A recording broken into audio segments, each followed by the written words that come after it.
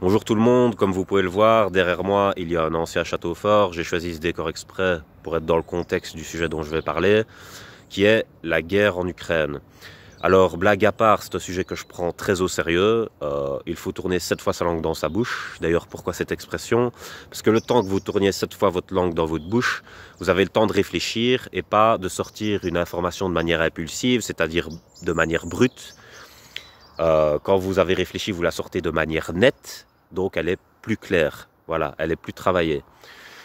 Et donc ça a plus de valeur. Voilà, donc c'est important, et surtout vu la situation, parce que l'état de paranoïa, métaphoriquement, c'est un état de tension fort, c'est-à-dire qu'il y a beaucoup de charges électriques concentrées en un point. Et comment cela se fait-il? Ça, c'est quand on coupe tous les ponts, c'est-à-dire tous les conducteurs. L'électricité circule par les conducteurs et donc, voilà, c'est comme ça que ça se passe. Maintenant, si vous coupez les conducteurs, l'électricité est emprisonnée en un endroit et là, la tension augmente très fort. Pourquoi? Parce que la nature n'aime pas le déséquilibre. Dire que la nature n'aime pas le vide, c'est aussi faux que de dire que la gravité est une force. La nature n'aime pas le déséquilibre. Donc là, il y a un déséquilibre, puisqu'il y a trop d'électricité à un endroit et pas assez à un autre. Donc la nature va renvoyer l'électricité dans l'environnement de gré ou de force. De gré ou de force. Alors le gré, c'est les conducteurs. Métaphoriquement, un conducteur, c'est la confiance. Donc quand il y a rupture du conducteur, c'est-à-dire qu'il y a rupture de la confiance. Comment apaiser une tension? Alors, en recréant un conducteur. Donc, en recréant la confiance. C'est comme ça qu'on apaise les tensions. Voilà. Donc, je pense qu'il faut recréer de la confiance entre les différents camps. Ce que je voulais dire aussi, c'est que j'ai fait de précédentes vidéos. Je ne m'attendais pas du tout à ce qui allait se passer. Pourtant, d'habitude, j'ai un bon esprit spéculatif. Mais là, je vous avoue que j'ai été autant surpris que vous.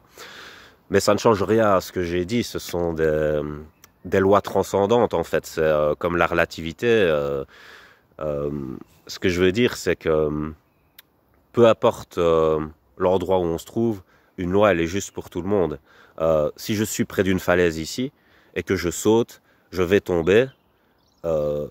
Mais ça n'a pas d'importance que ce soit cette falaise-ci ou que ce soit une autre ou que ce soit une autre à un autre endroit. Vous voyez ce que je veux dire? C'est ça que ça veut dire pour quelque chose de transcendant. Et il y a de la transcendance temporelle aussi, c'est-à-dire que il y a des choses qui se reproduisent selon certaines lois, peu importe l'époque. D'accord? Donc ça aussi, c'est ça que j'essaye d'expliquer. Et je pense que là, pour rétablir l'équilibre et qu'il n'y ait plus de drame comme on en connaît maintenant, il faut qu'il y ait moins de corruption, je pense. Parce qu'il y a la corruption affective. Si par exemple j'ai un ami qui a un conflit avec un inconnu, je vais privilégier mon ami. Mais si je fais ça, c'est comme si je considérais que j'étais la justice absolue et que je n'étais pas un humain et que je n'avais pas des failles.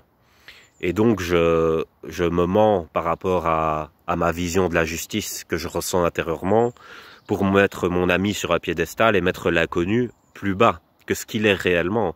Et donc l'inconnu, il ne peut pas accepter ça. Il n'y a aucun terrain d'entente possible. Il ne peut pas reculer si je fais ça, en fait. Parce que il n'y a aucun endroit dans ce que je lui laisse comme possibilité où il est en vie, en fait. Donc il n'a pas le choix.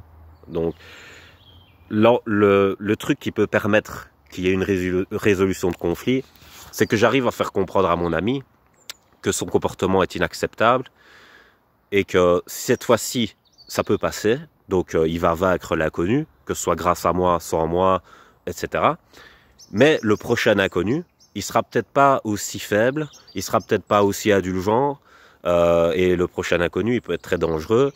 Et donc, en fait, s'il met dans son mécanisme automatique cette façon d'être, de se comporter de manière inacceptable, un jour, le karma va faire son travail, il va tomber sur un vrai prédateur et il s'en rendra même pas compte parce que ce sera automatique son comportement, d'accord? Donc, j'ai tout intérêt de manière pédagogique à montrer à mon ami que c'est pas une bonne chose de faire ce qu'il fait, d'accord? Et si je fais ça, l'inconnu, lui, il trouve un terrain d'entente avec moi parce qu'il voit que j'ai le sens de la justice. Il voit bien que c'est mon ami qui est en tort et que je vois son tort et que je le reconnais. Donc, il y a une confiance qui se crée avec l'inconnu. L'inconnu devient moins agressif. Alors, il se dit qu'il a une porte de sortie. S'il a une porte de sortie, sa tension diminue.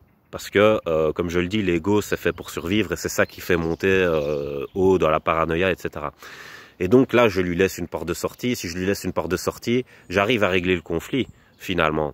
Et si la tension baisse, bah, mon ami et l'inconnu vont plus facilement régler leurs problèmes en avouant leurs torts et surtout leurs intentions. Alors ça, c'est très important aussi pour votre perception, pour pas que on vous envoie n'importe où dans votre cerveau. Ce que je veux dire, c'est qu'il faut toujours poser la question du pourquoi. D'accord? Quand on enquête, il faut toujours poser la question du pourquoi, parce que ceux qui ont de mauvaises intentions, ils ne veulent pas qu'on pose cette question, parce que ça remonte jusqu'à eux, d'accord? Donc le pourquoi, il faut toujours le poser justement. Ok? Pourquoi ça se passe comme ça? Pourquoi il fait ça? Pourquoi? Il faut poser le pourquoi, d'accord? Pas le comment. Si on vous montre toujours le comment, c'est qu'on cache quelque chose, d'accord? Donc voilà. Et ça, c'est très important. Alors là, je vous ai parlé de la corruption par affection. Maintenant, par l'argent, ben effectivement, si on paye quelqu'un pour avoir une opinion, la personne nie sa propre personnalité pour avoir l'opinion qu'on lui demande d'avoir selon l'argent. Mais alors, ça devient complètement subjectif.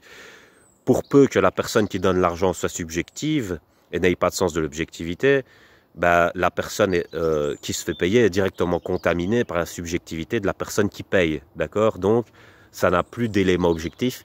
Et si on n'a pas d'objectivité, on ne sait plus recréer la confiance. Et si on ne sait pas recréer la confiance, on est toujours dans le conflit, d'accord?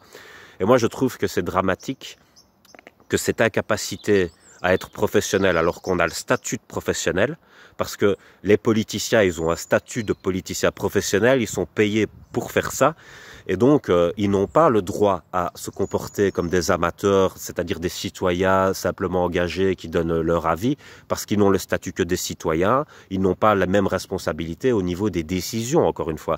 C'est pas eux qui prennent les décisions.